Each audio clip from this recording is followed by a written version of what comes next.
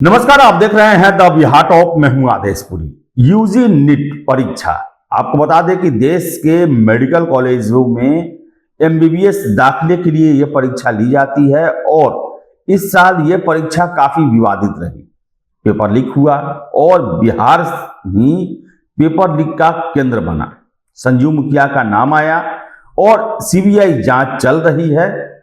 लेकिन इसके साथ साथ बता दें आपको हम कि सुप्रीम कोर्ट में जब मामला गया तो रिफॉर्म के लिए यूजी नेट की परीक्षा में क्या क्या सुधार हो सकते हैं, इसके लिए एक कमेटी का गठन किया गया और इस कमेटी का रिपोर्ट जो है वो लगभग तैयार हो चुका है।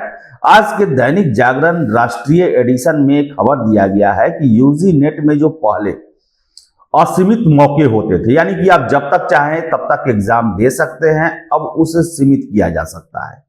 जिस तरह जी परीक्षा होता है उसी तरह इसमें भी अब अटेम्प्ट आपके निर्धारित किए जाएंगे और जो संभावनाएं बन रही हैं कि 4 अटेम्प्ट आपको दिया जा सकता है। इसके साथ साथ कमिटी ये भी रिकमेंड कर सकती है कि आउटसोर्सिंग परीक्षा से एकदम खत्म किया जाए, यानी कि जो भी सरकारी कर्मचारी हैं, अधिकारी हैं या स्कूल हैं, उसी में इसका सेंटर बनाया जाए और इसके अलावा बहुत सारे सुधार हो सकते हैं। आपको हम बता दें कि जो खबरें निकल के आ रही हैं उसके मुताबिक जो खबर आया है कि नेशनल टेस्टिंग एजेंसी में सुधार को लेकर इसरो के पूर्व प्रमुख के राधाकृष्णन की अगुवाई में गठित उच्च स्तरीय कमेटी की सिफारिशों को स्वीकार किया गया तो आने वाले परीक्षाओं में काफी बड़े बदलाव देखने को मिलेंगे। इनमें सबसे अहम मेडिकल कॉलेज में प्रवेश के लिए आयोजित होने वाली परीक्षा नीट यूजी में छात्रों को मिलने वाले अनगिनत मौके पर अब लगाम लग सकता है।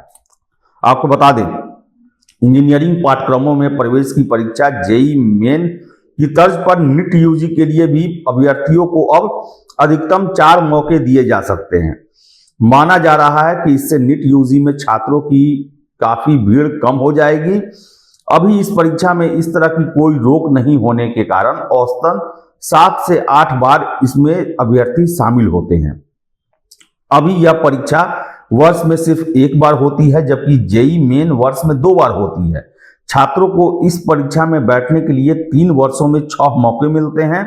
2024 में नीट यूजी में करीब 24 लाख छात्रों ने हिस्सा लिया। एनटीए में सुधार को लेकर गठित उच्च स्तरीय समिति अपनी सिफारिशें पिछले सप्ताह ही सुप्रीम कोर्ट के दर्ज की है।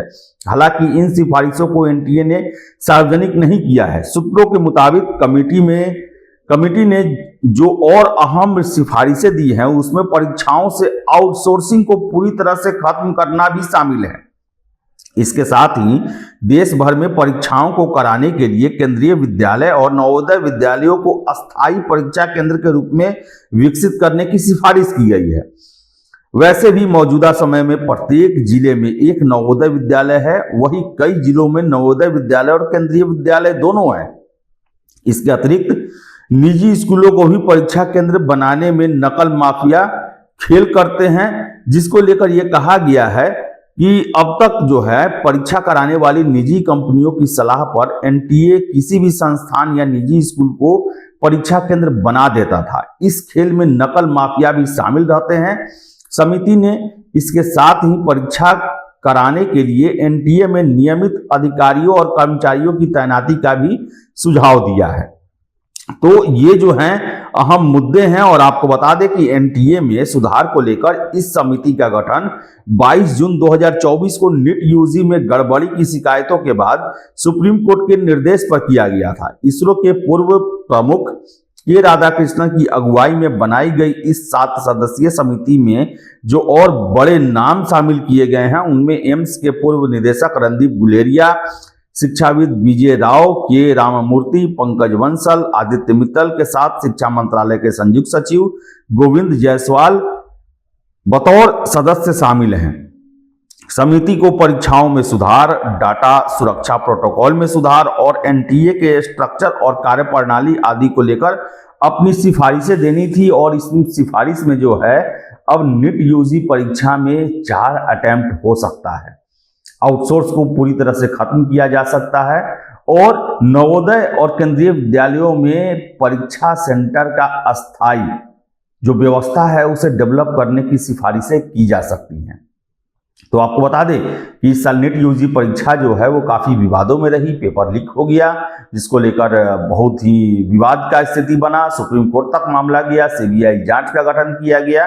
और बता दें आपको कि बिहार से जो मुख्य अभियुक्त है संजीव मुखिया अभी तक सीबीआई की गिरफ्त में नहीं आया है। तो देखिए क्या होता है, एनटीए इसे सार्वजनिक कब तक करती है और किन किन सिफारिशों को स्वीकार किया जाता है, ये समय बताएगा। फिलहाल इस वीडियो में इतना ही। वीडियो पसंद है लाइक शेयर करें, हमारे चैनल द बिहार टॉप को सब्सक्राइब जरूर कर लें। धन्यवाद।